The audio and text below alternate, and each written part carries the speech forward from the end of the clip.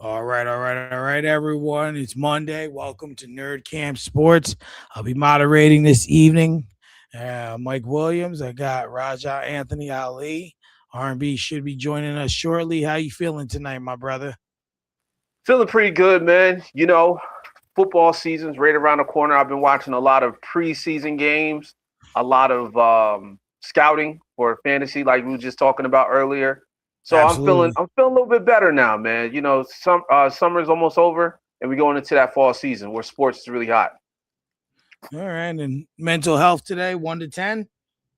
I would probably say a 6, maybe a 6.5. There's All a lot of right. stuff going on, but I'm All right. alive. I'm thankful, you know what I'm saying? And everyone else that I care about and love is alive. So that's all that matters. Absolutely. Yeah, I'd say I'm at about an 8 today. That's Um, good. you know, That's real good. my spirits have been real high as of late. So, Good. we're just maintaining it, taking it day by day, just trying Yep. to, get somewhere in this crazy world. Exactly. So we're gonna start off with I want to talk a little bit about the NBA schedule. I Okay. have not gone through the whole thing. Um, but I did want to point out a key thing that a lot of people are upset about, and that's the Mm-hmm. Philadelphia 76ers. Mm-hmm. Did you know that they have the least amount of back to back games this season? The least amount of 3 games in a 4 day span, and they don't play a Western Conference game team until the 18th game of the season?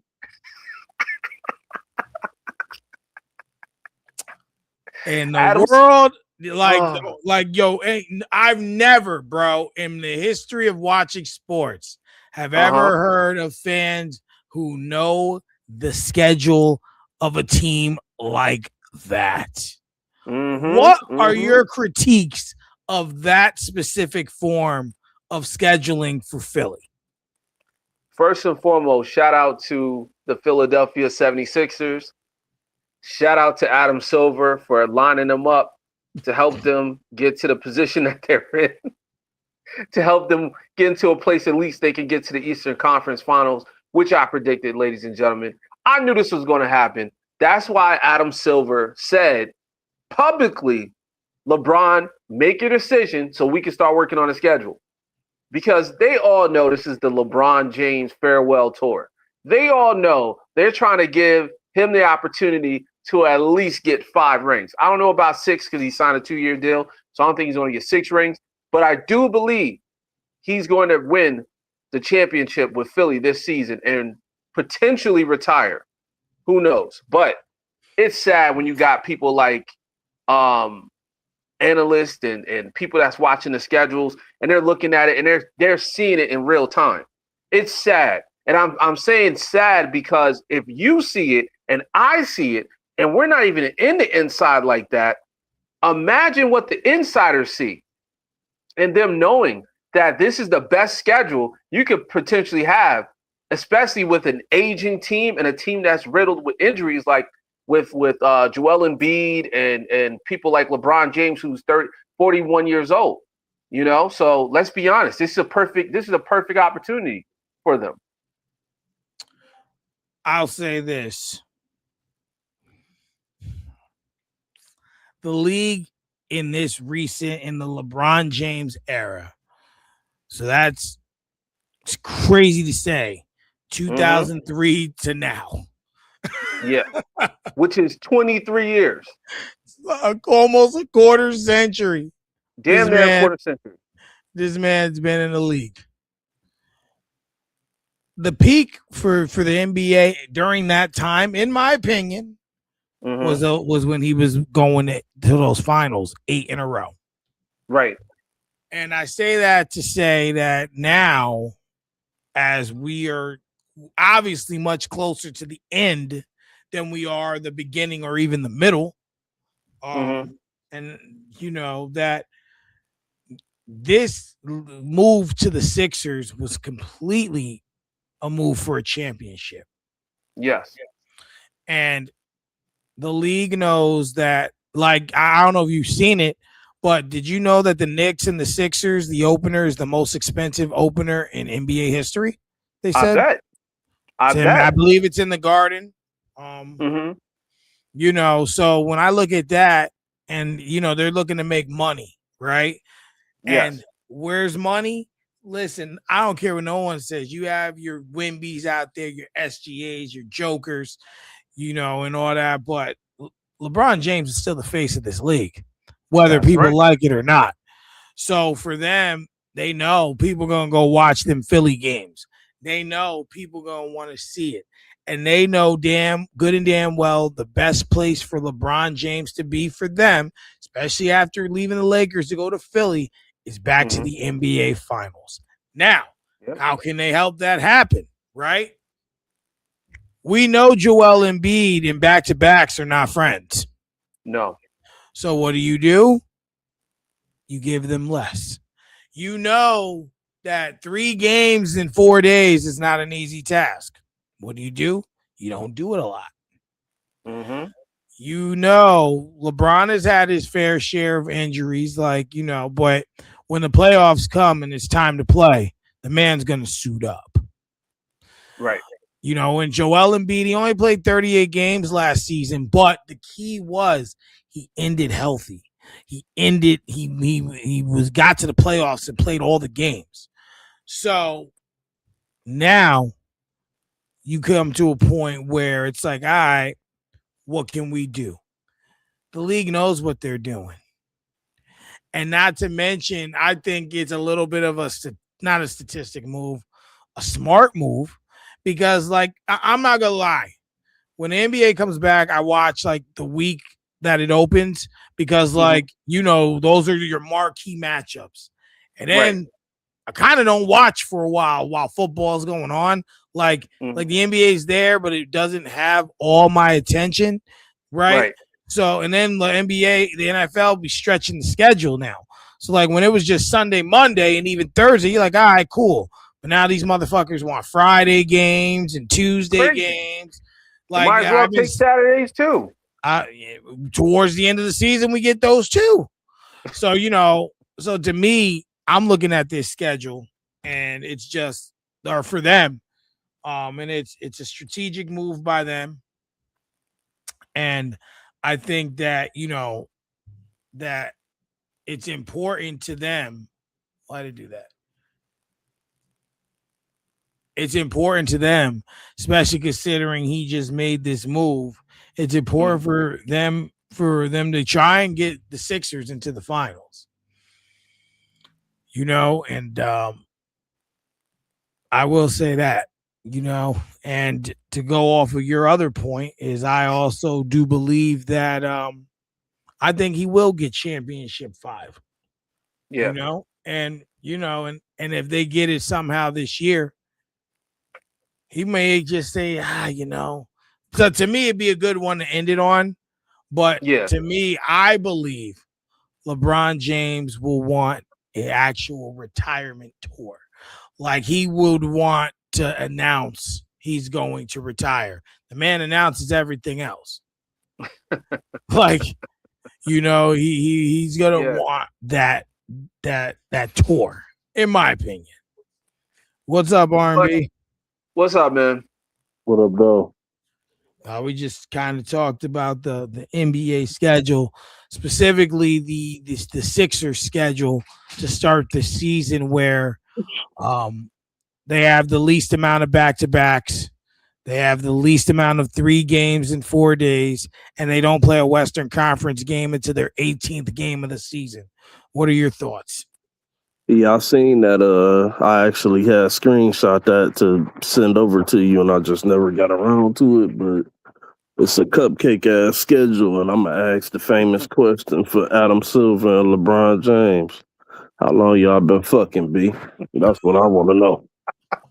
That's what the fuck I want to know. How long these two motherfuckers been fucking? Because that favorable ass schedule that they just gave the 76ers, bro, that shit is ridiculous, dog. I'm like, how much more do you need to go in your favor, your way? My God, like this dude, it's like we seen Jordan and Kobe and Shaq or some of these other greats. It's like we seen them all went on Hall of Fame or superstar mode, and now LeBron come along and he playing on Hall of Fame, but he adjusting the sliders to rookie. Mm. It's ridiculous, man. I ain't that shit whack. Like, come on, bro. But Yeah, whatever. and just a few other things that I just wanted to point out about the schedule. Has President's Day always been a big NBA day, or or is that new? Am I mistaken? You that is new. Yeah. Yeah, yeah, because we got a pretty good quadruple header on President's Day this year. That'll be 12 o'clock. Mm-hmm. President's Day is a Monday. So it's gonna be the Timberwolves and the Hornets on Peacock. Oh, they're all NBC or Peacock, but Sixers, Mavericks at 2:30, Heat, Spurs at 5, Warriors, Pacers at 7:30. As the resident guest of the show here, who y'all know I don't celebrate holidays, so it's hard for me to keep up with that thing there. What month is that? Because I have no idea. President's Day is in February. Oh, okay, makes sense. Right around the time that the NBA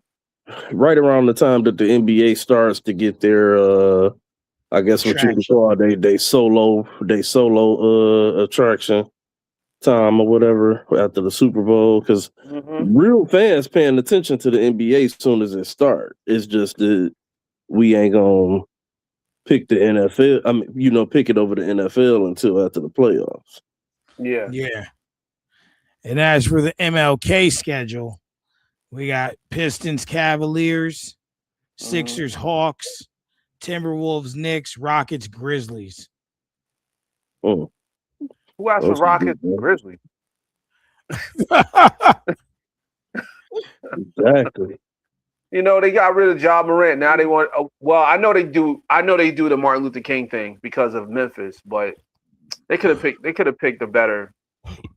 Like, I don't know. And they could have been picked a little bit differently. Absolutely. Christmas Day is Spurs, Knicks at 12. Heat, Celtics 2:30. Sixers at LA 5 o'clock. OKC at Minnesota 8 o'clock. Wolves, Warriors 10:30. Okay. So a few things. If you guys had to say, what's one thing that you believe that with one like out of the water thing that could happen this NBA season in your mind? Just anything. Could be anything you want. Whether it be a certain MVP winner, a cup winner, a finals winner, just whatever. Wait, what was the question? I'm sorry. Something out of the water or out of the blue that you think could happen this season. Anything at all. There's no wrong answer. It's just an opinion.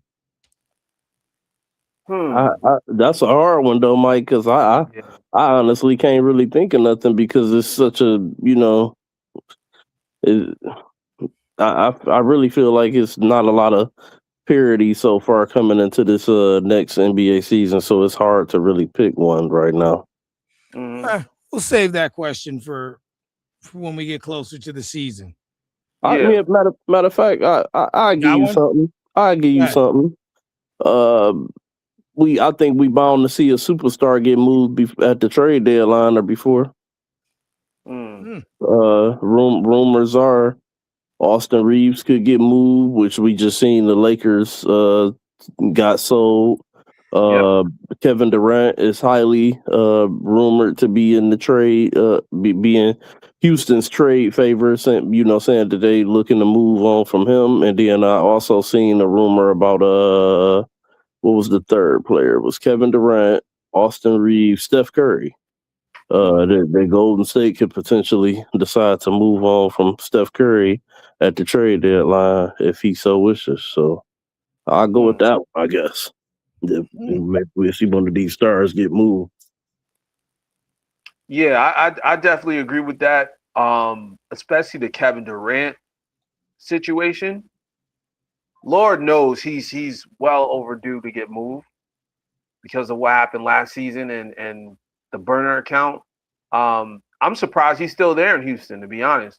Me too. I think he gets moved. I don't know where. I don't have any like idea where they'll move him, but I do feel like the Kevin Durant fatigue is going to definitely set in probably around, I want to say, by Christmas. By Christmas time, the Kevin Durant fatigue is definitely going to be like, all right, let's get him up out of here. Funny thing is, in the rumor that I saw about Houston and Golden State, that Houston is highly interested in making a move for Steph Curry involving trading Kevin Durant. So if I that can was see to that. go down, that would be crazy. I can see that. And you know what? To be honest, that would be a good move for Houston. It would for them. Yeah, I don't know about I Golden believe that State, but I would be know, due for Golden State. yeah, Golden State would be in rebuild mode. But I could definitely see Steph Curry doing really good in Houston with those young stars. Well, it's gonna be interesting. But while I heard it in what R&B was saying, the Lakers sold their or the Bus family rather, right? Is that correct? Nope. The guy that remember the Bus family sold the majority controlling ownership to, I think his name was Mark something last year. Okay. He just sold. So actually heard something earlier on the TV where they was talking about Jeannie Buss has lawyered up because her other five siblings have all voted to sell the Buss's portion as well, but she is against it. So now she's lawyered up and trying to, keep her job as the governor and state, so it's a lot of shit going on with that right now. So officially right now the bus name is still a part of the Lakers minority ownership. Okay. Well, I did read that this, because obviously the ramblings of of this sale was happening before LeBron made his decision, and I had read somewhere that was a contributing factor in his decision to leave. Just from an overall standpoint, how much do you guys believe ownership truly plays a role in a team, especially the players in the day-to-day? Go ahead, Raj. I would say it plays a huge role. We just watched and witnessed the Knicks win their first championship in like 50 something years because Jim Dolan was out of the picture, even though he was still the owner and still as far as like the guy that owns the Knicks and MSG. He wasn't the focal point. He wasn't a day-to-day guy. So he turned that over to Leon Rose. He turned that over to Worldwide West. I want to say about 5 or 6 years ago, after that whole debacle went down with Phil Jackson, and that whole situation went left. Excuse me. So he turned it over. He said, "Look, I'm gonna turn it over to Leon Rose and Worldwide West." And I think that was a great move because they built a culture there. They found a way to focus on the actual game, focus on the players versus it being a place where people are just coming in from out of town and just buying tickets. And I think that's something that is huge for any big market or even a small market. But small markets 9 times out of 10 play more of a hands-on role, like we watch with other teams, like the Orlando Magic. We watched it with teams like the Bucks. Their ownership with their relationship with Giannis and stuff like that. So there's a lot of teams that are small market that are more hands-on. But when you have a big market team like the LAs of the world and the New Yorks of the world, if you have a horrible owner like James Dolan, that can put you back centuries, or damn near half a century. When it comes down to being competitive and winning championships. So I think it plays a huge role. Sometimes people just got to just shut up and just pay the money. Stop being so damn involved, and if you don't know what the hell you're doing.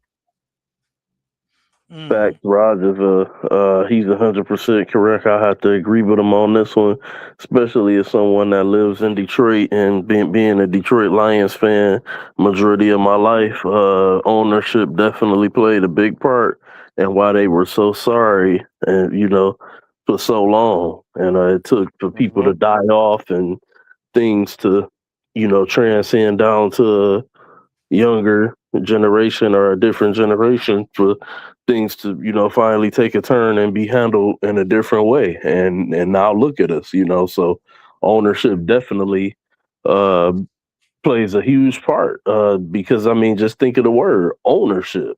Yep.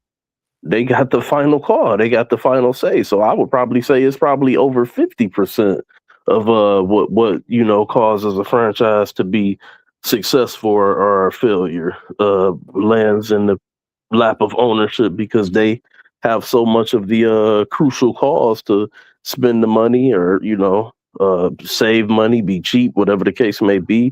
We've heard of numerous times over the years where people would talk about ownerships and different franchises that they knew they weren't trying to win. They were there just there to sell tickets or whatever. So that's a call that's being made. Hey, we not interested in championships. We just interested in putting butts in seats and making money. That's a call that's being made. That's an ownership call. So with that being said, I agree with him. Yeah. And I'll give you one example, one big example. Speaking of NFL, the damn New York Jets. Like, how long are we gonna deal with these ownerships of the Jets? It's just sad because we can't even get nothing right.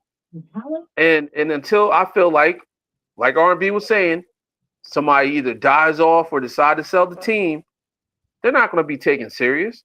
It's been over what? I've been watching the Jets for like 30-something years, 38 years that I can remember. And they suck every year. And it's because ownership don't take it serious. If they took the team serious as the New York Giants, at least, to that standard, I'm not saying you got to be like, the New England Patriots and Robert Kraft, but damn it, can we get a reasonable coach and a reasonable quarterback? They do some underhanded stuff. I don't know. It plays a huge role. And when R&B said ownership, that is, they're the one that write the final check. So regardless if you have good players on your team, good coaching, it all plays a role. It comes right back to the owners. I'll give you one more example, and then I'll be quiet with my take. Yeah, you good, bro. Le'Veon Bell. Dogs. We had no business picking him up. We had no business picking him up. He was literally the Antonio Davis of running backs. I was so mad. I'm like, this dude's a head case. This dude is a head case. And you know who wanted him? The owner. The owner wanted him, man. I said, this is crazy. That's all I got to say, man. Sometimes you got to look at the ownership and say, yo, what the hell are you doing? Well, I agree with both of you. I'm just going to take another angle at it. I believe an owner can destroy a team. Right. Two people come to mind. Number one is Donald Sterling. Oh, yeah. We all know. And, obviously, even though the Clippers at that time were really, really bad in the laughing stock of the two LA teams, they're still in a large market. They're still making millions, maybe even billions of dollars due to that market. And, he really damaged the image of not just that franchise, but of the whole league to where they voted him out. Yep. That's one. And I'm surprised neither one of you said it, but y'all know who number 2 is. That star down there in Texas, Jerry Jones. Oh, Jerry Jones. It doesn't matter what the Dallas Cowboys do. As long as that man is still breathing, this franchise is going to be where it is. We know how Jerry does business. And I think that's a big part of the reason why they get into the predicaments they're in, right? Because, a player will earn his money and then he'll wait and wait and wait so long. And then the player doesn't live up to the money, with the exception of Dak when he can stay healthy, and then they just go into these phases of, how can I put it? When the lights are on, man, they falter. But Jerry wants to be the owner, the president, the vice president, the COO, the CFO, the CEO, the head coach. He wants to do everything but get on the field. Sometimes you want to do that.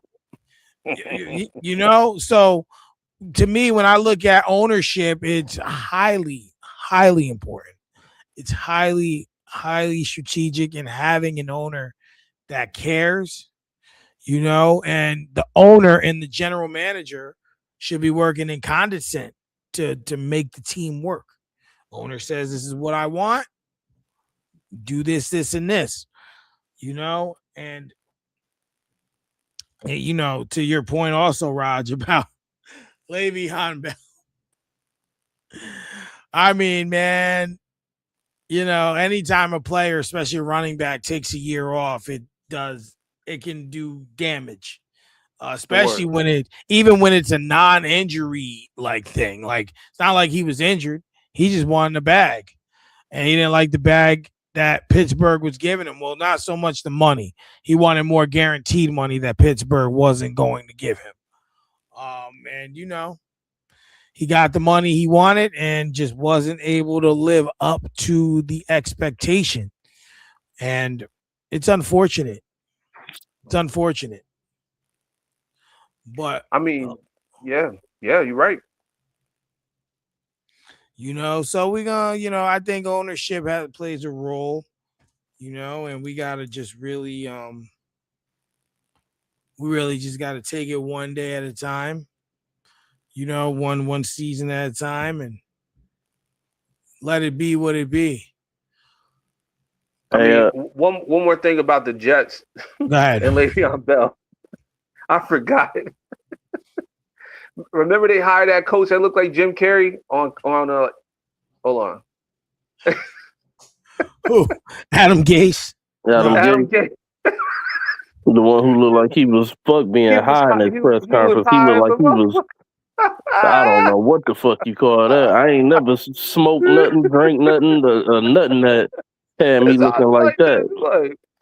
His eyes, yo, homie looked like he done took the whole entire shrooms to the face. Like he ate the whole bag. Anyway, I remember how bad it was and how toxic it was when he hired him. Like nobody liked him as a coach. And guess who hired him?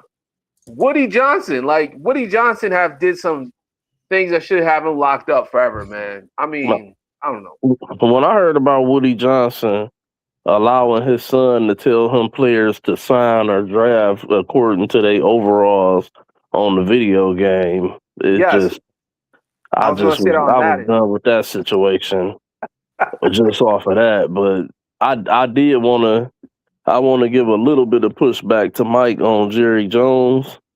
I don't feel like Jerry Jones is the best owner, but I definitely don't feel like he's the worst owner. I don't think he's on that lower tier that we may be talking about. I think he's a few steps above that.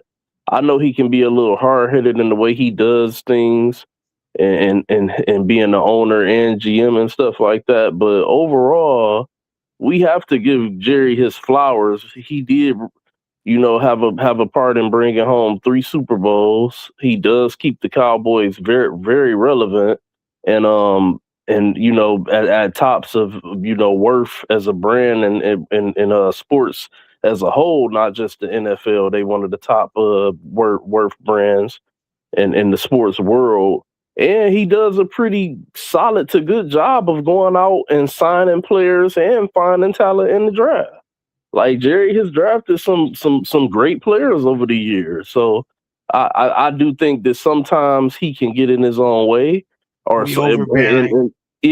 but I also think that they just have a black cloud over that franchise sometimes that is not Jerry. They just cursed at times because it just be some shit. At least in the past, you know what I'm saying? Like it'd be shit where it'd be like, what the fuck? Like whatever can go wrong will go wrong, as Stephen they used to always say. But I just give a little pushback on Jerry because I think overall Jerry ain't the owner we talking about. He can be a little irritating, but he ain't what we talking about though, in my opinion. I mean, the only thing I would say to that is, and it's all about timing. What have you done for me lately?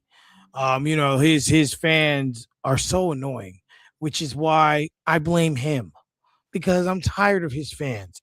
They were quiet last year. I'll give them that because they ain't have really much to talk about. But what you're saying is correct. However, at the end of the day, that's what people are looking at. Dallas has had plenty of teams in recent years that could win the Super Bowl. And I am one of the most certified Dallas Cowboy haters. So, but I have to call a spade, and they have had some teams, and Dak Prescott has had some damn seasons where he was looking like a top 5 MVP quarterback, and then you get to the playoffs and it's just a downfall. Dallas is obviously a household name, and not even just in football, but in sports. So when I think about, the top teams in all of sports, I think Yankees, I think, Red Sox, I think Dodgers, basketball, you think Lakers, you think Celtics, you think Knicks, maybe you can throw, maybe you could throw the Heat in there, right? Hell, I could even throw the Pistons in there definitely from a historical standpoint. When you think football, yeah, you think Giants, Steelers, Cowboys, so I can't take that away from him, but it's gonna be interesting. I can say that just to see where that goes from here and what this season brings for them as well as a lot of other teams. Right. So, okay. So I wanted to wait till you were on R&B to discuss this. I'm going to ask a question to enter this topic. This the same question for both of you in R&B. I'd like you to go first. Mm-hmm. Is Russell Westbrook a top 5 point guard all time? Oh man, let me see here. Give me 10 seconds. And if you want to name 5, that's fine too. But that's what I'm doing in my head. I guess I can kind of do it out loud. Magic. Yeah. Isaiah. Steph. Oscar Robertson.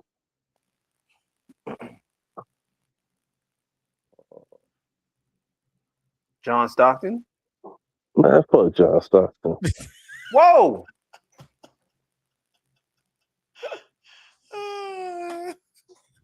What did John Stockton do? What the hell did he do to you? The dream team shit, man. Fuck John Stockton. and I don't give a fuck how many assists he got. He should have scored more, and then maybe he can be in this conversation because the name of the game is to put the ball in the hole. I would personally put Russ over John Stockton. The triple doubles, the MVP. Where is John Stockton's MVP? If you want to throw the assists out there, then I'm gonna throw the triple doubles and the rebounds out there for Russ. Come on, Raj. You know I'm not lying. That's why you sitting there laughing, because you know you can't really debate it. You know it's a strong case. With that being said, I probably would have to say yes. I probably would have to say yes. I can't really put Jason Kidd over Russ, even though Jason Kidd got the ring. He didn't get the ring as the guy. He got the ring at the tail end of his career helping Dirk. Right. Winning as the guy. That to me, when you winning it as the guy versus one of the guys, it makes a difference in your legacy. It just does. That's how the game go. So that's a tough one. I wish I'd have known you was gonna have that one out there or whatever, because I'd have really sat down and tried to write some shit out and do some research on that one. So I'm gonna have to say, for right now, with an asterisk, I think I have Russ as a top 5 point guard of all time. I think I would have to have him in there. Raj, you feel free to give you had a little time, so it looked like you was trying to put together a quick little top 5 potentially while he was going. Trust me, I didn't know I was going to ask that question until it just came to my brain. Okay. So to answer your question, no, I do not have Russ as a top 5 point guard of all time. I would say he's probably an honorable mention.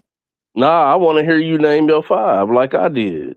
I can't put together a 5. I mean, I least got to give me look at 4. the numbers. I gave you 4. I mean, of course, okay, you got Steph Curry, you got Oscar Robertson, Isaiah Thomas, Magic Johnson. But then that 5th spot, I'm not sure. I mean, that's what I'm saying. It's up for grabs. But it's definitely not Russ. I mean, To say I don't say definitely is bold. Nah, the reason I'm saying that is because I think, okay, and here's how I look at it, right? Russell Westbrook best time in the league was when Kevin Durant first left. Like the first 2 years when he won the MVP and all that stuff, the triple-double machine. Phenomenal point guard, right? Because he did everything. He was one of the better point guards in the league when KD was there. No, when they all developed. You had Chris Paul, you had other point guards out there that were still balling and still in their prime. I didn't say he was the best. I said he was one of the better point guards in the league when KD was still there. Right. You can't sit up here and act like we wasn't talking about them as a dynamic duo. We were. But that was mostly because Kevin Durant was the guy. It was KD, then Russ. So we talked about them as a dynamic duo all because of Kevin Durant was the guy. That don't even make sense. In order for us to mention them as a dynamic duo, that means that they both had to been doing top level shit. Now, if you want to say KD was the Batman of it, I'm not gonna disagree with you on that at all. Well, that's what I'm saying. I'm saying that Kevin Durant was Batman and Russ was Robin, sometimes Joker, depending on what night it was. Because that dude did some bonehead stuff. You know what I'm telling the truth. He did some stuff like, what the hell is he doing? He did some bonehead shit. I lost a lot of money on Russ. You know what I'm saying? Not for nothing. So I have a little bit of anger in my heart from him because. So you're not even giving this list from a pure standpoint, man. From a standpoint, I am. Arrest this man. I am. He using steroids, Mike. Find this guy. He's not even being natural. I'm using it from a standpoint of as a fan, number one, and as a person that followed the game. But what I'm saying is, okay, so that 5th spot, I have to thinking about it for a little bit. I got to give it to Chris Paul. Even though he never won a championship or in any MVPs, I think Chris Paul, as far as pure point guard, probably got to be mentioned in that top 5. Historically, I could rock with you on that. I could probably see a maybe kind of like a 5A 5B between him and Russ. Right, but I don't have Russ in my 5. That's what I'm saying. I think he should be a mention, an honorable mention. But as far as top 5, that's a hard task. There's been a lot of point guards that we witnessed in the past, 50 something years, 75 years of total basketball or whatever, It has, but and not a lot of them have done what he done, or carry the franchise for as long as he carried one. Gary, I thought of Gary Payton, but then I thought about Gary Payton never won it as the guy. He won it as one of the guys playing on the coattails of D Wade and Shaq at the okay, end of his career. And I'm glad you said that, because here's my problem with Russ. Russ got to the point where after the first 2 years of him, winning the MVP and being mentioned in the conversation for MVP, after that first 2 years of Kevin Durant being in Golden State, right? Mm-hmm. Russell Westbrook became Russell Wilson. That nigga was stat patting. Oh, Tell me I'm lying. Tell me I'm lying. He turned into Russell Wilson. He turned into Danger Russ. He started to do some Pat Staten stuff that we knew he was just trying to be in the history books. Okay, if you gonna go there and say that, then John Stockton was Jared Goff. See, and I'm glad you said that, and I'm not disagreeing with that. There's plenty of times I ask why John Stockton ain't scoring, but what I'm saying is when it comes down to Russell Westbrook, the reason why I start losing respect for him and the rest of the NBA lost respect for him is because he starts statting his pat. He starts stacking his stats. He starts patting his stats. I can't even speak right now. Brains all over the place. But anyway, you seen it when he played in his last year when he played with who did he play with? Was it the Kings? Washington? Or wasn't he with Washington last? Well, no, I think he was with the Kings. But anyway, they start passing around like a blunt after a while because they're like, all right, man, enough of this triple-double shit. You know what I'm saying? Like, he started doing triple-doubles just to get triple-doubles.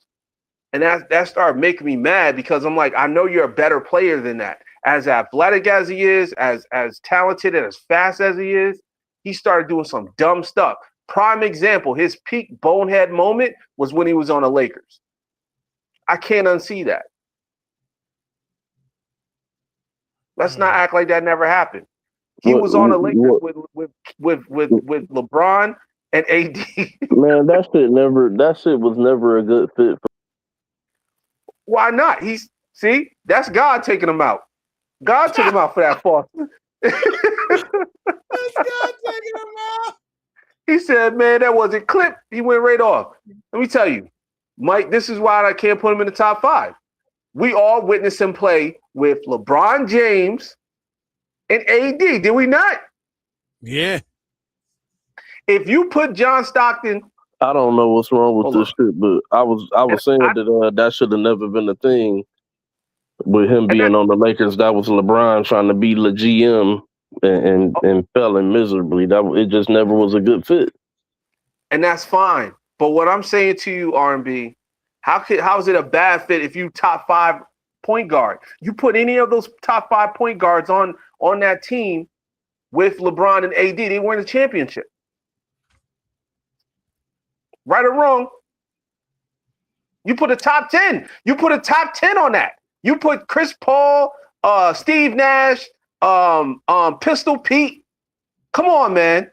But I don't think it was on Russ. I don't think it was on Russ that Laker team wasn't successful though. It was a multitude of things. It was coaching, AD, LeBron on his diva shit. Like, it was a multitude of things why that team wasn't successful. So I can't necessarily say that I can guarantee that if I put one of those other point guards there that they automatically win, because it might be a bad situation for any of them too if they got to deal with that shit. Okay. Hear me out though. We can say that, right? But when we watch Russell Westbrook play with the rest of the team, and we watch Russ on that court, and he did the dumbest things. His point guard IQ was at an all-time low when he played with the Lakers. To the point they had to trade him. I believe they traded him mid-season. Right? That's how bad he was. They didn't even let him rock the full season there. They had his ass up out of there in like 40 games. So my point is, he play the full season. He played a full season? Yeah, remember he played, and then what was it? I think it was Frank Vogel got fired, and then they brought in Darvin Ham. Darvin Ham came in, and then it was after the season with Darvin Ham that they decided to get rid of him, or he left. They didn't re-sign him or whatever. However, it went down. But if I'm not mistaken, it was after the season after they went to the fucking Western Conference Finals, or did they go to the Western Conference Finals in Darvin Ham's second year? Second year. All right, so it wasn't. So he played 2 years. 2 years with the Lakers. Okay, but it was one of them years that he got traded mid-season. Yeah, so it was the second year. It would have had to been the second year because he definitely played the full first one. Okay, so he played the full first one, but we witnessed how bad it was. They had highlight reels of it. Remember Shannon Sharp and I mean not Shannon Sharp. Skip Bayless had it with the clown music in the background. Oh my god! I can't put him top 5. That's my point, Mike. I can't do it. I can't erase those 2 years in my head when he played on the Lakers, and he was so bad they had to put clown music behind his highlights. So look, I'm not guaranteeing him into the top 5. Excuse me. I'm not guaranteeing him into the top 5. I'm just saying that I think he's had a solid enough career where it's at least a conversation. That's why I got him an honorable mention. I think he's an honorable mention. Top 5, I would say. It's a conversation. Top 5, he can't I would shoot, say. Damn it. The man can't shoot. Let's just go there. He can't shoot. Oh man. I mean, you said put the ball through the hole. That man can't shoot. Russell Westbrook, they was calling him. I mean, let's look at this full circle, right? So when everyone bases how they make a top 5 differently, right? Like everyone has a different way they do it. And to me, impact and just having something that substantiates is important. Now, as it stands right now, Russell Westbrook has the most triple doubles, I believe, in NBA history. Unfortunately for him, Nikola Jokic is like 11 triple doubles behind him. He'll probably break that within 20 games of this season. The only pushback I got to give you, R&B, on fuck John Stockton is John Stockton holds 2 records that are seemingly unbreakable. All time in assists and all times in steals. So it's kind of hard, even though he didn't win that prestigious championship, to not have him there from a basketball standpoint. For me, but to me, I think that the 4 that were mentioned that we all agree on is Magic, the Big O, IT, and Steph.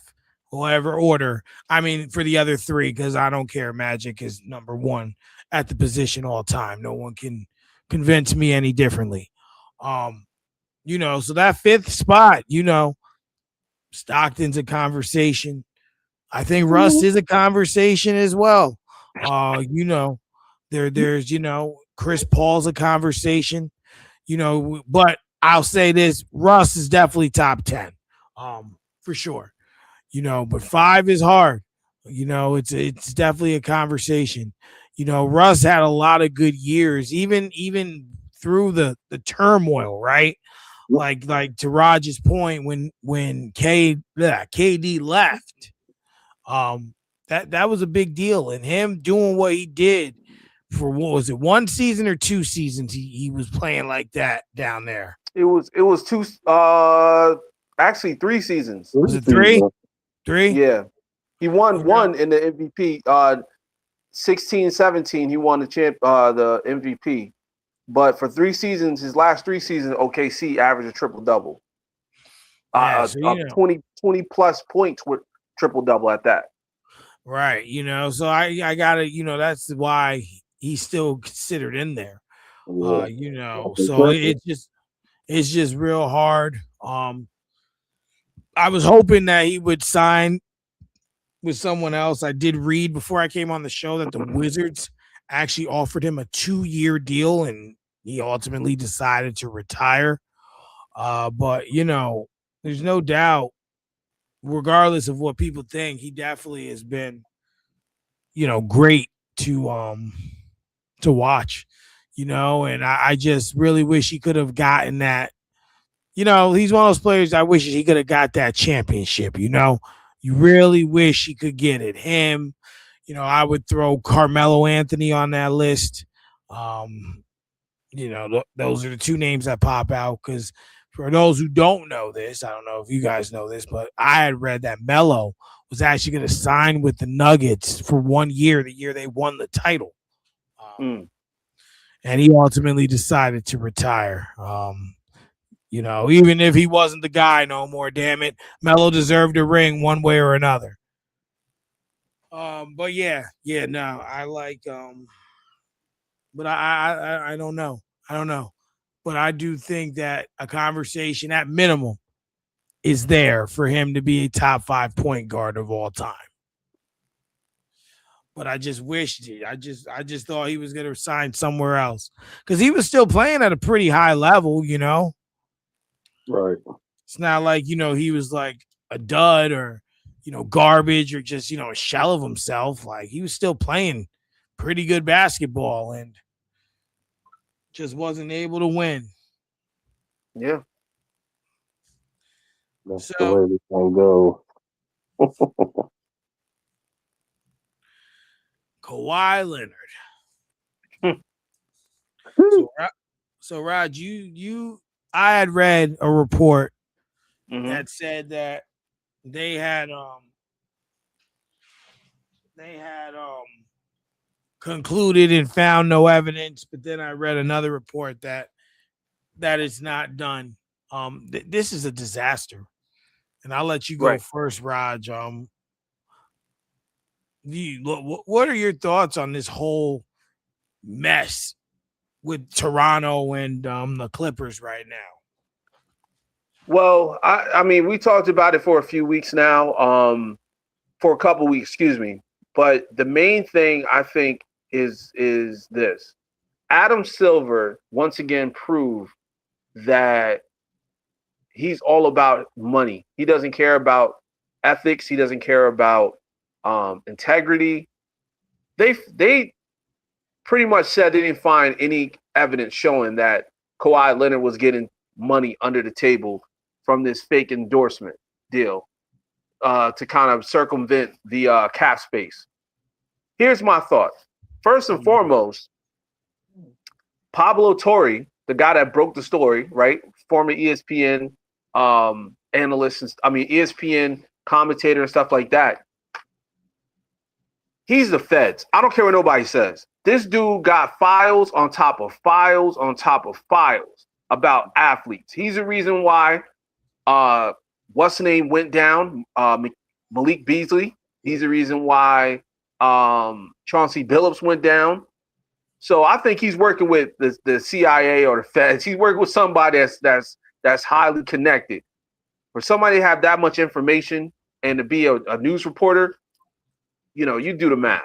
So with that being said, that's number one. Number two, Kawhi Leonard.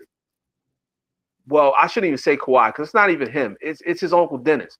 Uncle Dennis is one of those shrewd business partners. He's one of those guys that's like, look, I need a helicopter. I need part ownership if you want me on your team. That's the type of approach he'd be taking, which is understandable from a standpoint because you're only as good as what people pay you. So he's going to do what he does. But with that being said, for this fake tree company that they said they had and all this stuff and paid Kawhi Leonard millions and millions of dollars, Adam Silver should have stepped in as soon as he got wind of it. And he should have shut it down and said, listen, if you can't prove that he didn't get paid and this company is not real, then Kawhi Leonard can't get traded. That should have happened way before the trade happened. But now we're at the point where everyone is like, okay, let's just move forward with this and forget it. So that's what happened. Everyone moved forward and they forgot it. And now Kawhi is probably going to play with the Raptors next season. And once again, Adam Silver proved big bank take little bank. Steve Ballmer, one of the richest people in America, pretty much said, "Look, just shut up about it. Here's some money. We're just going to overtalk. I mean, we're just going to overlook it and let's move forward." And that's exactly what happened. So that's my take on it. I just feel like it's criminal activity, but it's just being overlooked. What about you, R&B? What are your thoughts on this current stage or current trajectory we're on here with Kawhi? Oh, man. It's a lot to unpack when it comes to this whole Kawhi situation. Mm-hmm. So I already had kind of made up in my mind that I didn't really care about this, to be honest with you, because I think I mentioned it on the show before. I was like, look, it eventually all that's going to happen is that this shit is going to go away. You know, it's just going to disappear and go away because I said they're not going to sit up and, you know, allow this to fester on and not be able to move forward as far as you holding two franchises up that have made a pivotal trade, you know, involving Kawhi along with Brandon Ingram, and they have to figure out how this was going to go down.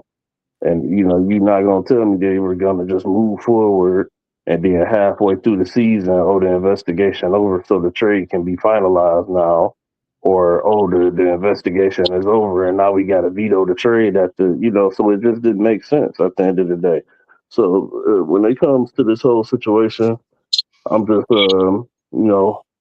sitting back and watching and just waiting for it to finish playing all the way out. But I think it's a foregone conclusion that, like Raj said, that, deep pockets rule the world, and Yep.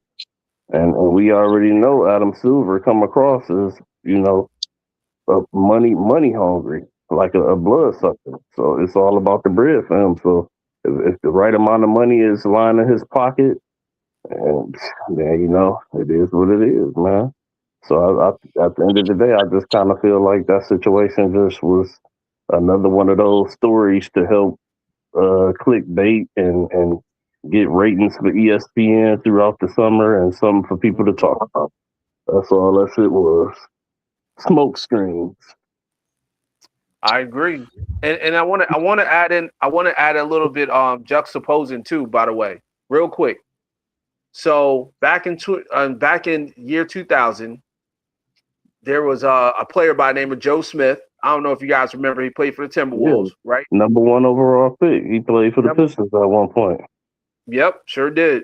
And there was a time when he went back to the Timberwolves, I believe, in 2000, and they paid him $86 million, right?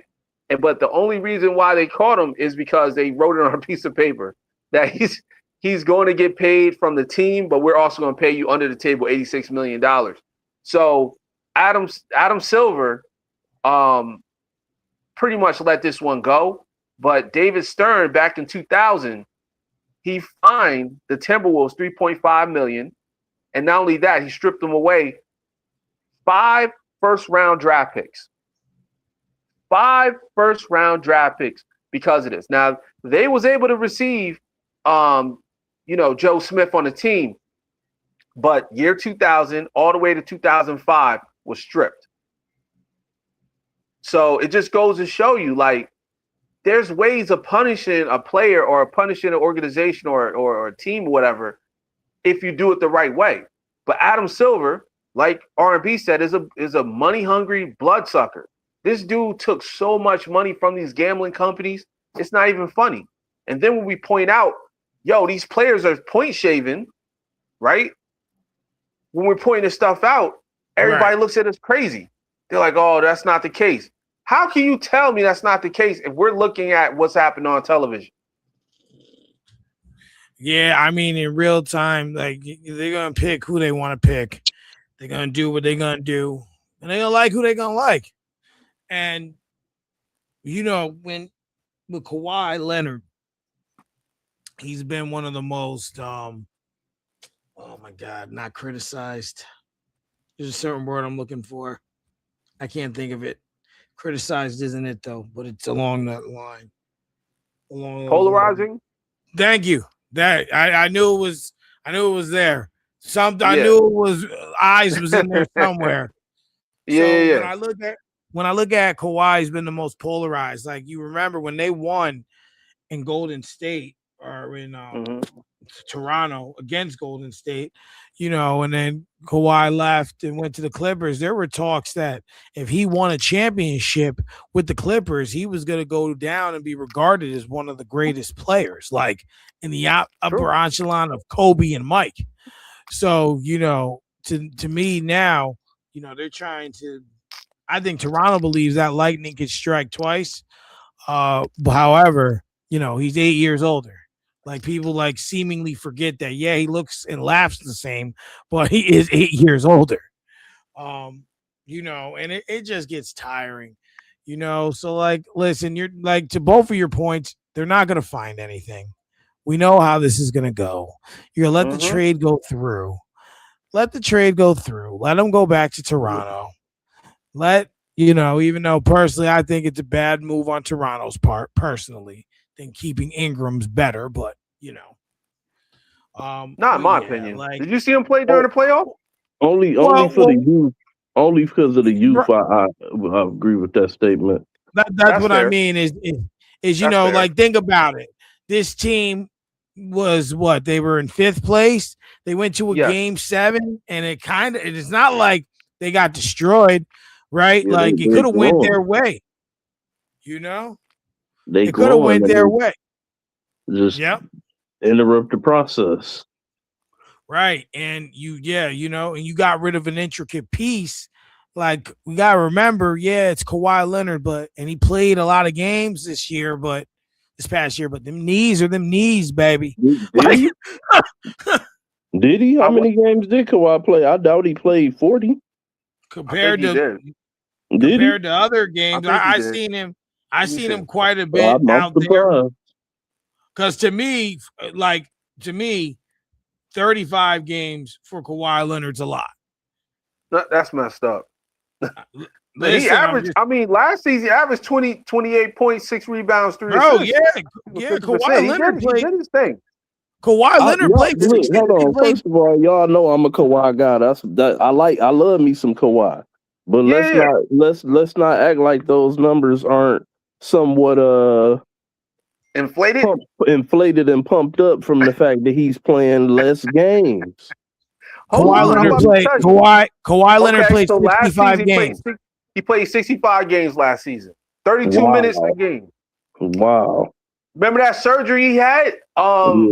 Mike, remember they talked about it when he played in the playoffs not last season, but the season before last? Yeah. They said when he dropped 30 and disappeared. Yeah, after that playoff game, now I was pissed off because I'm like, damn, what the hell?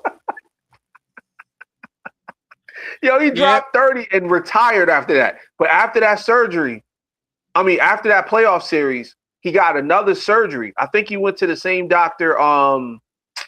Damn, I can't remember. I think the one that Kobe went to. I might be wrong. I don't know.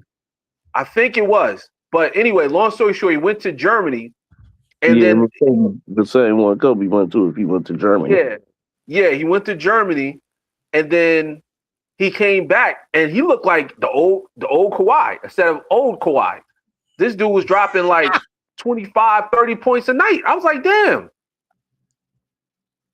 Even though the team was ass. I'll agree with you on that, R&B. The team was terrible.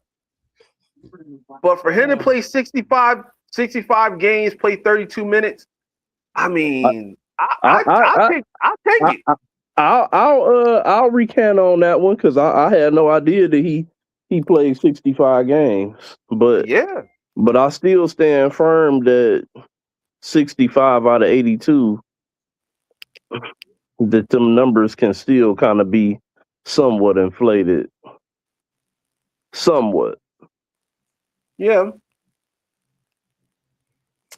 Well, we're gonna see. Now, there is an NFL portion. I have a few topics here. Um, if you guys have any to pass along through here, we're gonna do so. However, with the influx of the NFL's return, during that time of the year, our panel does usually get a little bigger. So, I want to say quickly, welcome Agent Solstice back to the show, everyone. What's up, man? Good to see you all. Missed you all very much. Missed NFL very much. I hear that. Yes, yes, yes. How you feeling over there? I am fantastic. As you may know, my life has been very much different since the last time I was on Yeah, this your show. volume sounds low. It sounds like you're like Yeah, it far sounds a away. little bit low. Better, or do I need to go on a computer? I It sounds a little bit better. I hear him really good. I can I hear hear you. you now. You just your volume sounds low. We'll let it rock. And if Yeah, it you gets good, you good, you that good. bad, I'll, try, yeah. I'll keep it close and try to be, a decent volume. So I'm in a whole different world from the last time that I was on this show. Not just because I was in Los Angeles, but things are really good on my end. Don't miss UPS. No, I don't. Oh man. Well, I'm glad that you're enjoying your new found options or life rather. Yeah, quite literally. Those long nights, Those are and you over. got out Now I right know in why I'm time getting before out. the holidays. Because I'm sure you ain't want to work through another holiday season. Not outside, no, that's for sure. No, that's all right. You're On to making football, though. money. I'm ready to talk. Let's go. All right. Well, the first thing I'm gonna start with is the Cincinnati Bengals. Okay. Lord have mercy. Now, I can't speak for the whole game. I'm only gonna speak for the problem that I seen. The first damn drive of the game, Joe Burrow gets sacked. The first drive. Like, yo, you like when he's on the field, he is a top 5 quarterback. And then, you don't give him any protection at all. Like you just leave him out there raw dog. Like how is it that after all these years they have not fixed this offensive line? How? R&B, I'm going to start with you. Do you believe that Joe Burrow will be hurt again this season? Yep. I mean, it's just, all I have to go off of is the data. Right. Take that for data. We don't know no analytics here. We'll need it. Like, I just have to go off the data, man. The data says that Joe Burrow is bound to miss. It sucks because it really says that he's either bound to miss 1 to 3 games or the entire season. Damn. So which way you want to cut it? You know what I'm saying? Do you want him to miss the 1 to 3, maybe 4, and then you just try to go on this miraculous run where you heavily lay on him to win 8, 9 straight games just to get y'all into the playoffs? Like the Bengals are a fucking joke, man. In my opinion, they should have been moved on from Zach Taylor. I don't know why he's still the head coach there. Like how long does losing in the Super Bowl buy you? Like, goddamn. Like that, like how does he still have a fucking job there? Like, why? I just don't get it, man. But I have to go with the data. Like I said, I believe at some point Joe Burrow is gonna miss time. That's why they held on to Joe Flacco as the backup. So obvious that they probably think the same damn thing, and they had to have an insurance policy there, which Joe Flacco actually did play pretty good in that preseason game against Detroit as well. So That's my answer though. I'm rolling on the side of I think he probably will eventually miss some time this season. Let's just use a hypothetical standpoint here, Brandon, and let's say he doesn't miss any time or misses minimal time, 2-3 games, ding here, ding there. Do the Cincinnati Bengals, are they the favorites to not only win the AFC North, but do they have an opportunity to make a real run at the Super Bowl?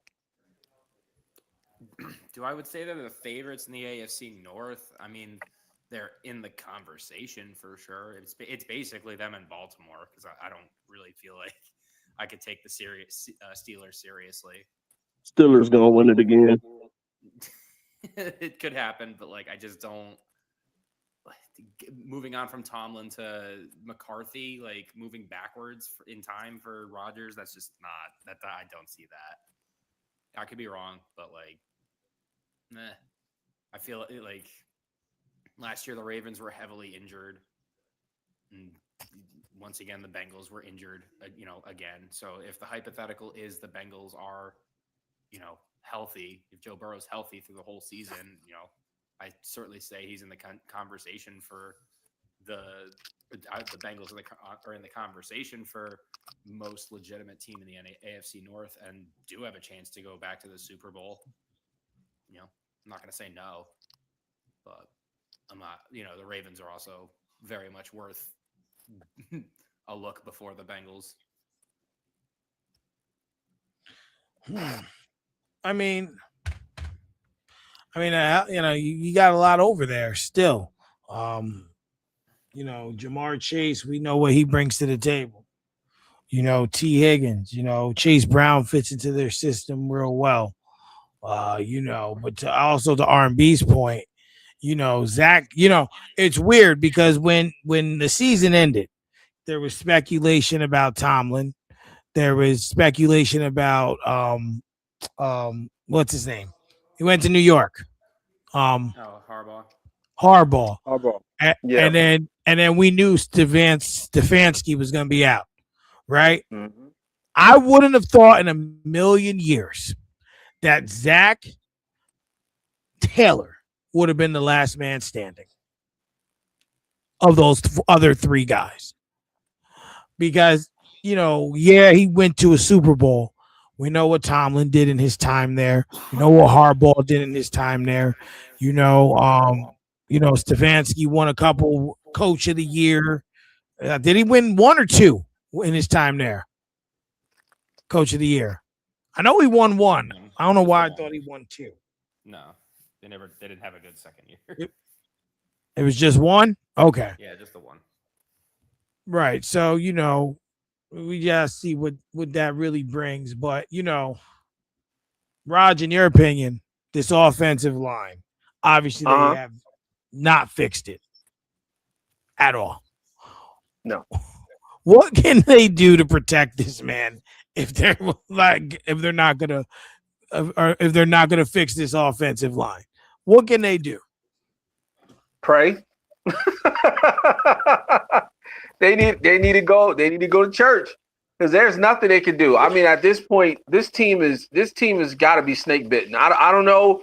Like, I've watched some of the preseason game, but the first play, like you said, I watched Joe Burrow go to the ground, and the first thing that popped in my mind was, oh no, here we go again. I love Joe Burrow. I think he's one of the best in the game when he's healthy. Like, he's definitely top 5, top 10 if you want to, whatever. But he's got to be healthy. And that's the problem. He's never healthy. I mean, last season he played 8 games. The season before that he played 17, which was a shock. But the season before that he played 10. And when he's on the field, when he plays 17 games, I mean, he did his thing. He had, 43 touchdowns, 9 interceptions. But he needs to stay healthy. So I think at this point, they gotta take care of the quarterback, man. They gotta find a way to either hire some type of offensive line coach to kind of adjust the team, or they gotta get some players that can help protect them. Because at this point, man, I don't know. He's gonna have to run like hell to stay out of the way of getting tackled. So I feel bad. And you know what's funny? I actually like the Cincinnati Bengals. I think they got everything but the offensive line. Defense is but the O-line, I think they need to fix it. I actually think that their defense is going to be a little bit improved this year. I like the moves that they went out and made on the defensive line, the linebackers that they brought in this year via draft and free agency. I think that the Cincinnati Bengals defense is going to be improved. It's like you just said, the offensive line, they have not went out and got the requisite parts to fix that offensive line to protect him. Ain't no O-line coach going to be able to come in and do nothing with cook a meal with nothing in the kitchen. You know what I'm saying? You got to put something in the kitchen if you want them to chef. That's true. That is true. Absolutely.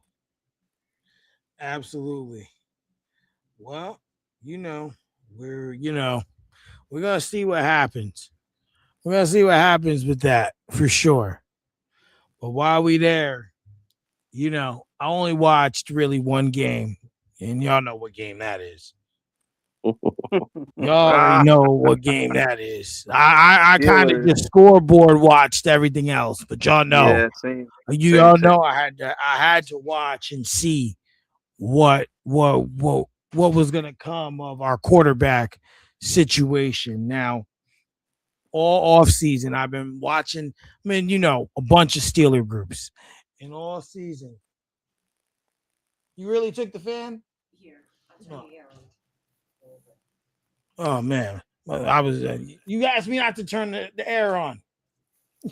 My wife took the fan. I'm sorry, boys. No, that's personal. It's summertime, man. You black. That's personal. You don't take the fan. She must want a divorce.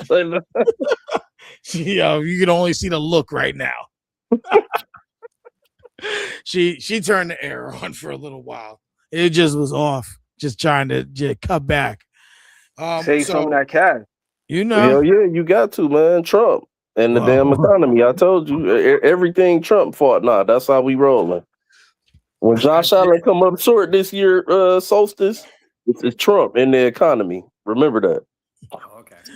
Great. So I really was looking forward to seeing what we were going to have quarterback wise, but all off season, I've been watching these videos and watching Drew Allard throw, watching Will Howard throw, and seeing these people stating we have a franchise quarterback. Now, practice and real life gameplay are two completely different things. And it's a step-by-step process. Now, what I will say is watching from the earlier videos to the current stuff, Allard's footwork is a hell of a lot better because my man was looking like spaghetti legs when he first started practicing. But watching this game, and going from practice to preseason, which is a jump, I like what I saw. Now, obviously he ain't gonna play this year. We know that. But I do like the fact that he'll have a little time to grow into something potentially. R&B, in your opinion, which quarterback do you think of the two fared better? Because Mason Rudolph can just go away.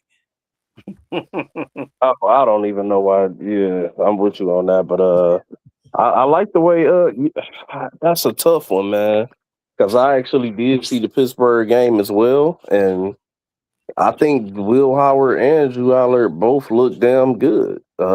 Working with Mike McCarthy and that coaching staff, and learning on the great A-Rod.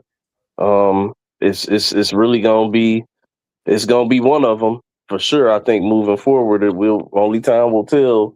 But I can't really give you a definitive answer right now because I think they both look good.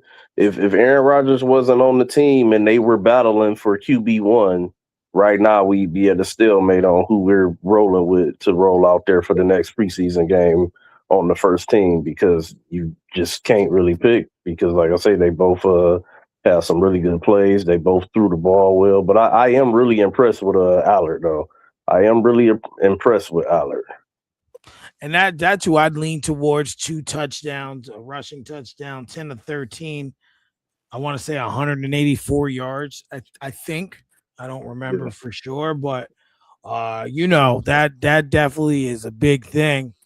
You know, It's Raj, what were it's you just saying? hard not to cut you off. No, It's no, just you good. hard to put those type of stakes into preseason football.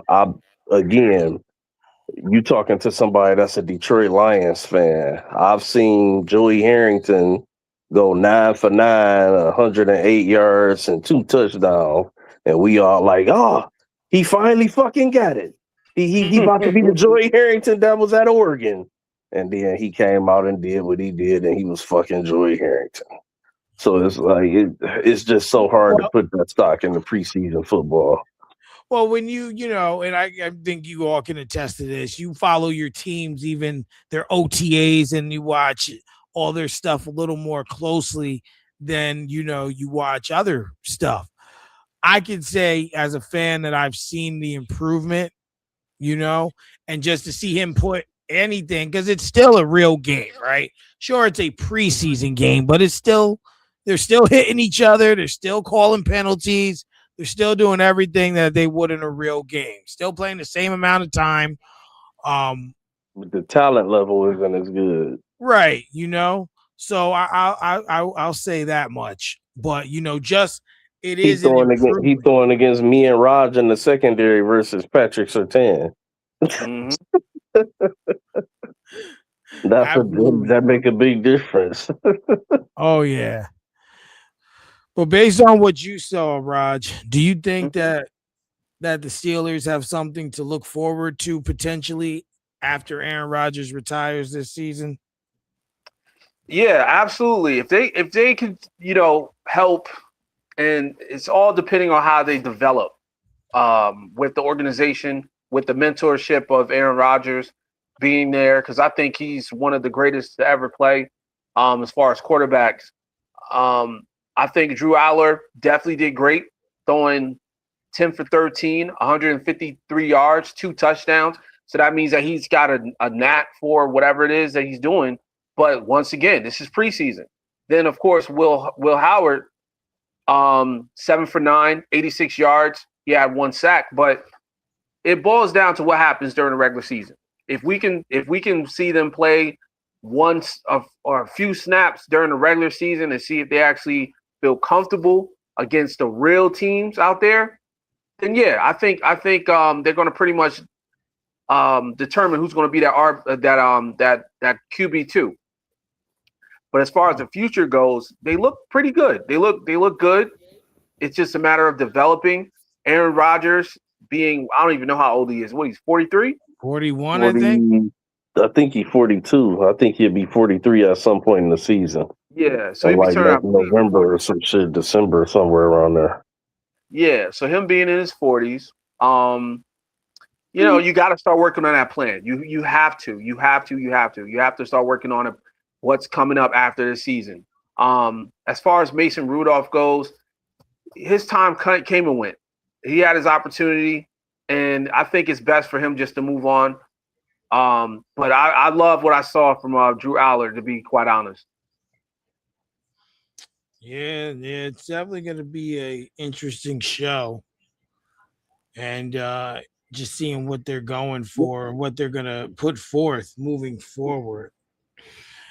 You know, Brandon, where do you think the Steelers fall in this season in the mix?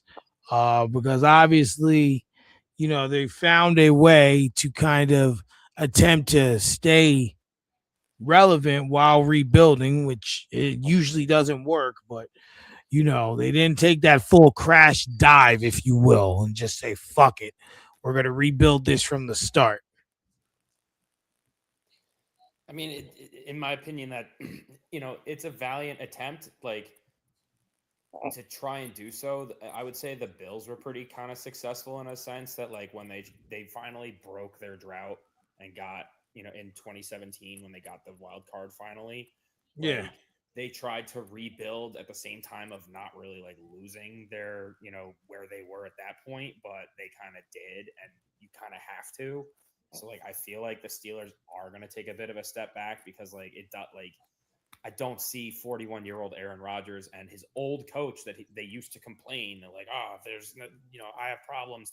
I need more from I need more stuff around me. And I'm like, if you had those problems back in your prime, how are you gonna have not gonna have these problems now when you're older and the team around you? Like, I don't like you have TJ Watt as your other star player, like, and DK Metcalf, but like I felt like a lot of those Packers teams that he had around them were a little better than what he's got now, and I don't see him lighting it up. So like I could be wrong, but I do feel them. I feel like the Steelers are going to take a little bit of a step back this year, and they don't have Tomlin because like that was something I wanted to bring up because you brought up that you felt that Zach Taylor, like he was the last man standing. I'm like both Tomlin and John Harbaugh started so much earlier than Zach Taylor that I don't think that was that fair of a comparison to make. Well, considering that Zach Taylor hasn't done anything to improve the team is what I mean. Oh, no, I get that.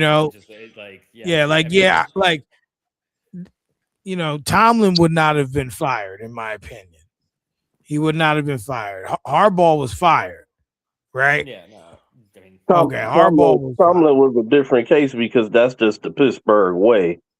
With Harbaugh, I think that he just kind of was their guy for a while, and then he won that Super Bowl, and he been living on the life of that for so long. But and then they went through a little bit of a downtime too. When Flacco wasn't playing as well. So it really, I think Harbaugh would have been out of there if it wasn't for them revitalizing his career with the drafting of Lamar Jackson. That's what saved him for the extra years that he was there, having Lamar Jackson.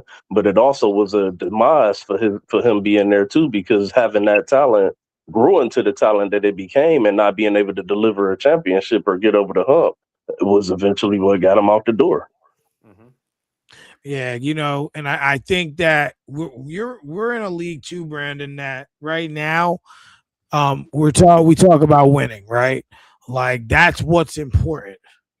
And it's important to every facet of people, the business side of the league, the teams, the coaches, the executives, the players, and of course the fans want their team to win. So when I look at this, with Zach Taylor, you went to a Super Bowl, which to me, to an extent, proved you can get to the big show. Not only that, was that the season they came back on Mahomes 20-3 at halftime? Yeah. Mm-hmm.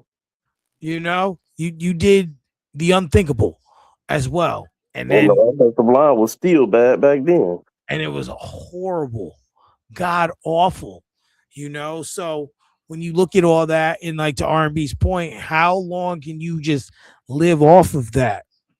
Eventually something has to be done. But they're only going to be as good as their offensive line. But they it took them a long time to fire Marvin Lewis too. He was there for a long time. You're right. And he didn't actually do anything. Like he didn't even have the success that Zach Taylor had. No. You're right. It took them a long time. Hey, I got a question. For everybody can kind of give an answer on it, but it's mainly for Brandon. I want to know if Josh Allen comes up short again this season, what is life going to be like for the Buffalo Bills and Josh Allen? What's to come if they can't get it done again this year? That feels like it's business as usual, honestly. Like at this point, I'm expecting it, and it's like, new coach, new defensive system. Like, do you think Bean out the door? No, we've got him locked up till 2031, I think. Like, there'll probably be some, like, because we already didn't have exactly the best of off seasons, but like I feel like it was a good move trading our second round pick for DJ Moore. I feel like we already don't do too well with our second round picks anyway. Might as well go get somebody who's semi-proven. Yeah, DJ Moore solid. Yeah, I like our shifted to 3-4. I'm curious to see how it'll go. That was the thing.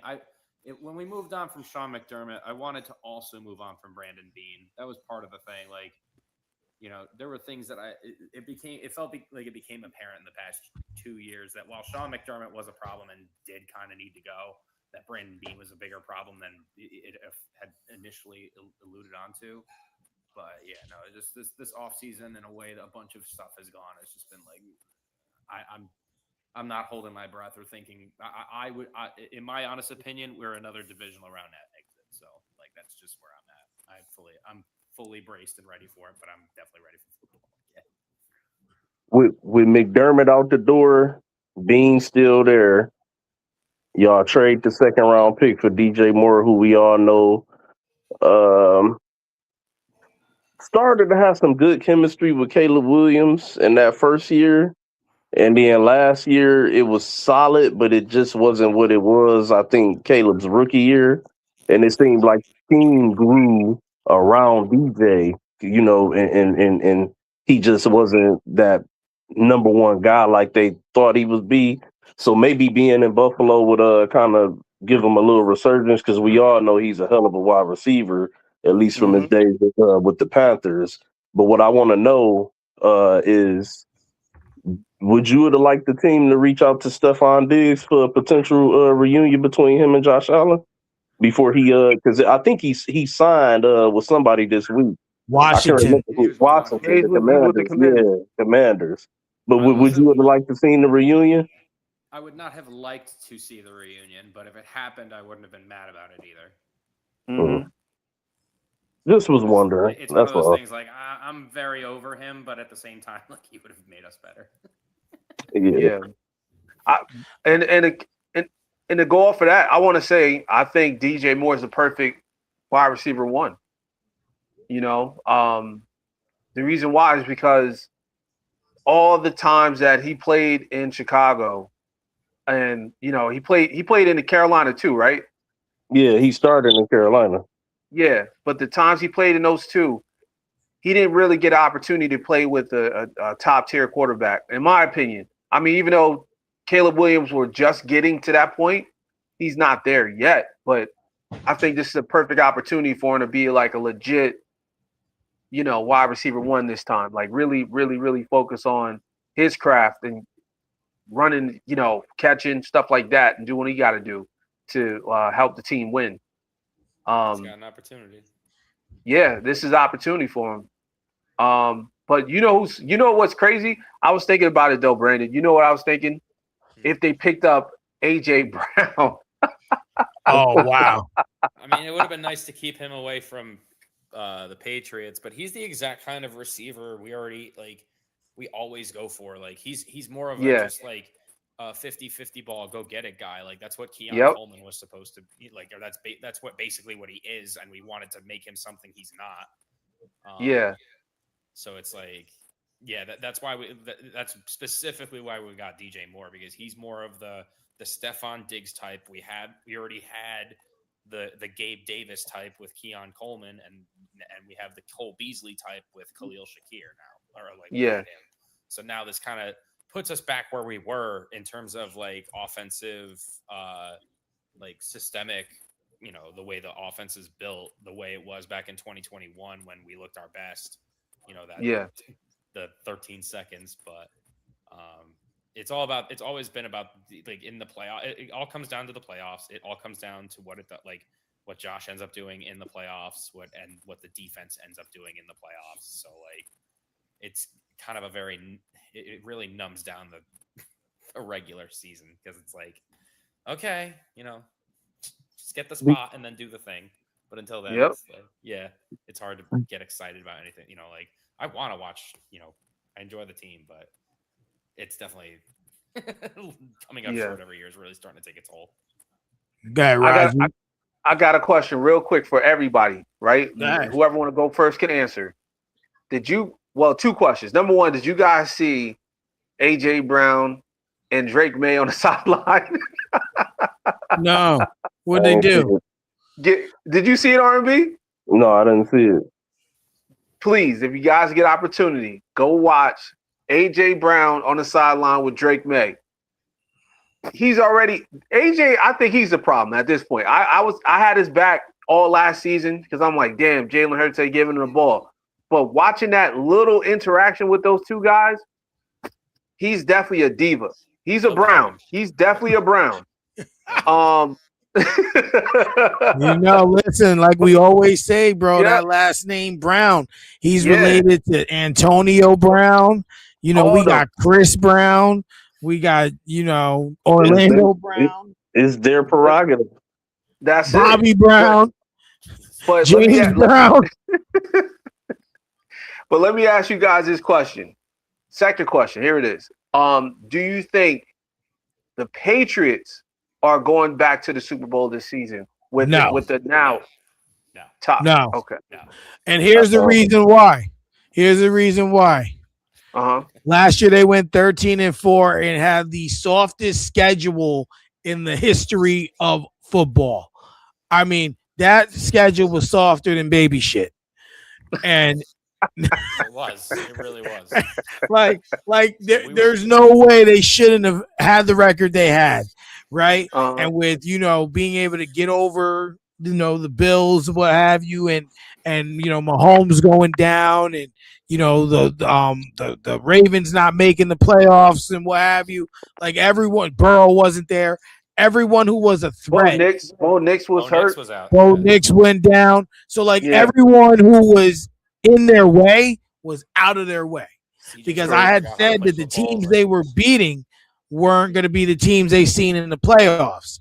But all those teams were hurt. So now you went to the Super Bowl, which in my opinion, by the way it's set up, makes you the second best team last year, no matter how you want to look at it. But when you go in reverse, they were the second best team in the league. Now there's an expectation, and with that expectation comes a harder schedule. So no. Do I think they're still relevant? Obviously. Do I think that they're going to win games? Of course. 13?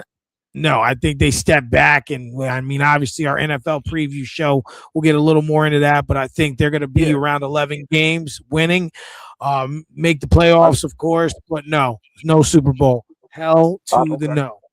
I think they get the division. I think they get the division this year. Reason why I was actually going to ask Brandon before we got off Buffalo, what was his expectations for Josh this year? And reason why I wanted to ask him that, because me personally, I think Josh Allen's going to take a step back this year. I'm not saying he's going to be god awful or terrible, but I think he's going to take a step back this year, and I think that could open it wide open for the Patriots to sneak in and get this division again. But why do you feel that? Just of all of the disarray, I feel like within the franchise right now.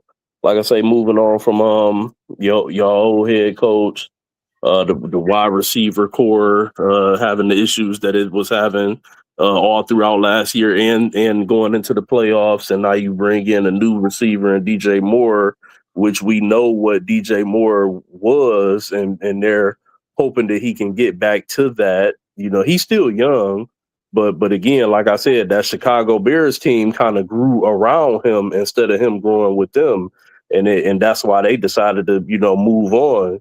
You don't step away from a wide receiver like DJ Moore for no reason. So it could be something that they know, why they let him go, that could bode against Buffalo. And then just the way that he finished last season in the playoffs and everything, I just think it could be a chance for a slight drop back this year. Not saying that he gonna be out here just looking bad or anything like that, but it could be a old school Josh Allen struggle season where he had these amazing games and then he had these high turnover games and we criticizing him. Well, I'm sorry to cut you off, Brandon, but that's why I was asking about the Patriots, because I have Buffalo taking the division. If you watch if you watch the preseason game with the Patriots, you'll see what I'm talking about. I mean, I'm not saying that it's not going to be close. It's going to be very close. But I think there's going to be an extra motivation behind, the Buffalo Bills winning the division more than ever because of what happened last season. For the record, I didn't watch any of the preseason games. I don't watch preseason games. They are completely meaningless in my opinion. Like Nathan Peterman used to light it up in the preseason. So like, I watched the Bills highlights. That was about it. Yeah. Like when it comes to preseason, it really, it's so like seeing a couple of young players make a couple of differences. Like okay, but like those usually don't amount to much, honestly. Like there's been so many players over the years. I'm like, oh, he's doing so good in camp. Oh, he's doing, and then like he has like half a good season and then nothing really amounts to it. So like I really don't spend that much stock into preseason. But when it comes to the Bills and like Josh Allen, I kind of expect a similar. Like last year was a down year for Josh Allen. Like it was the first year in 5 seasons that he didn't have 40 total touchdowns. So, I mean, could I see him not hitting 40 again? Yes. Could I see him hitting 15 turnovers again? Yes. But the one thing that I do think is that there's going to be more plays made by his receiving core than there were last year, because just straight up, like, outside of Khalil Shakir, but he's not a number one. He's a number 3. He's the shifty slot guy that you need someone on the outside opening space up for him to create more space on the inside. Like I feel like DJ Moore will help this offense, and that things will be like, it didn't, from what I heard, because I read an article about somebody went in and after the Bills traded for DJ Moore, he went to and watched every snap of DJ Moore's career with Chicago. And basically, like, it was a lot of the scheme that they were moving away from DJ Moore. You could be right that it could be something else or something, and that there wasn't some sort of chemistry. I don't know, but, just going to be hopeful on this end. But as for the Patriots and Bills and who's getting the division, obviously not the Dolphins and Jets. But when it comes to the Patriots, like, their schedule was so mind-numbingly stupid easy last year. Like, they are absolutely taking a step back. Like, everything about their season last year was stupid. Even when it comes down, if you just take a couple of games, like, literally there's 5 games that were just, are you kidding? The Bills it was the Eagles, where they got the Giants. We got the Chiefs. They got the Raiders. We got the, who was the other one? We got the Bucks, and they got the, oh no, that's right. No, we got the, I don't remember, but it was a ridiculous list where, like, the couple of games that are supposed to be in common, they were not. And that, like, the AFC East is a lot harder this year. We're doing the NFC, right? We're doing NFC North and AFC West. Yeah. Instead of the AFC South and NFC East. So I think both the Bills and the Patriots are going to take a bit of a step back this year because the schedule is just straight up harder. But in the end, I think the Patriots were like, I expected the Patriots to get to the playoffs last year, but for them to get the Super Bowl, so much fucking bullshit happened for them to get there, and it did. From just so much of it, and so I think their luck is not going to be so well this year. Well, for me personally, I'm sorry to cut you off, but I gotta run, fellas. All right. But go ahead, R&B. I'm listening. Real quick, I was just gonna say, for me personally, reason why I got the Patriots taking the division this year, I think this is going to be a year for them where it's more so they have to versus they, will do it. If they start out rocky and things start to go bad for them, all of that noise about Mike Vrabel and his little extramarital affairs is going to start to roll back around, and it's going to be real bad for them.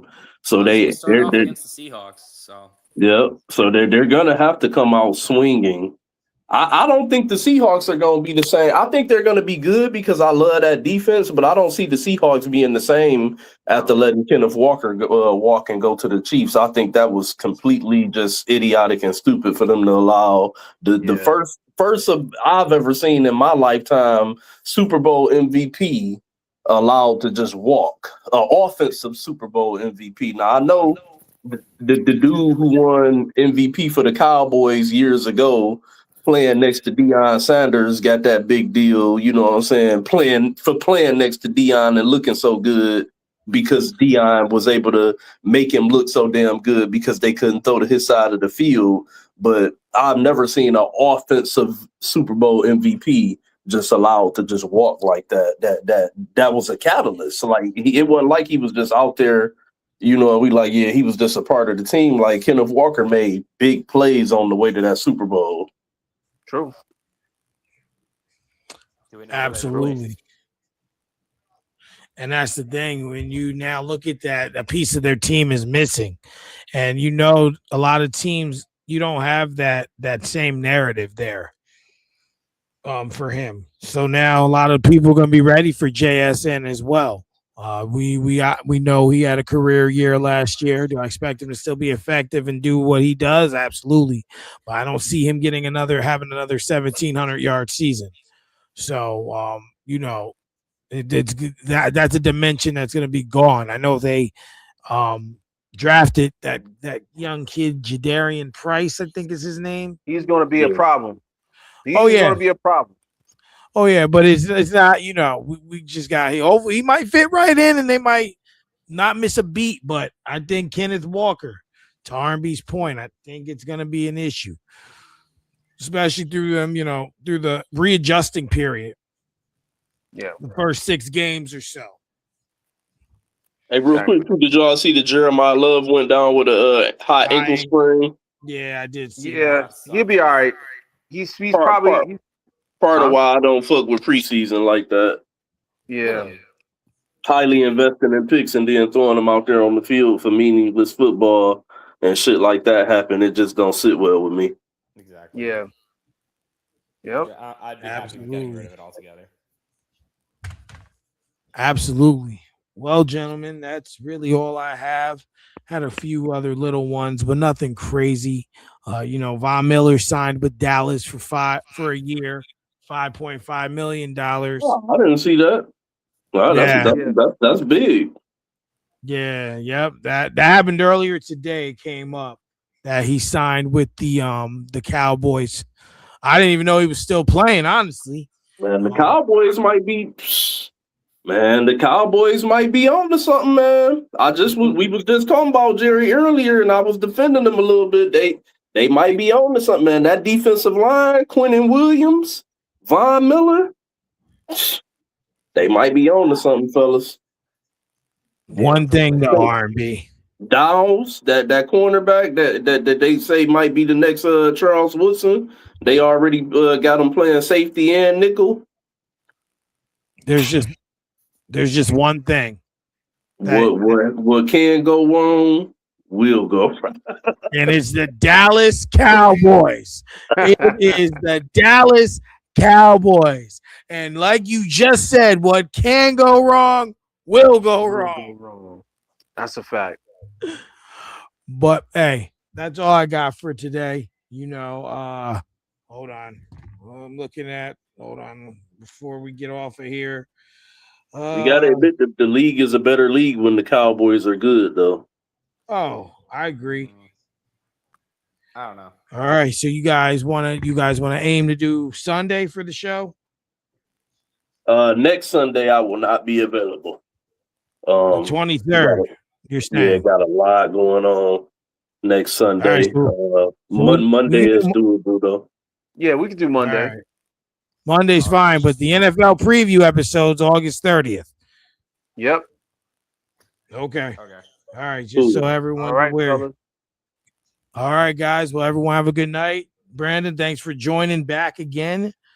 Welcome back to the show. Welcome and we back. will see you guys next week. Missed you guys. Peace. Peace.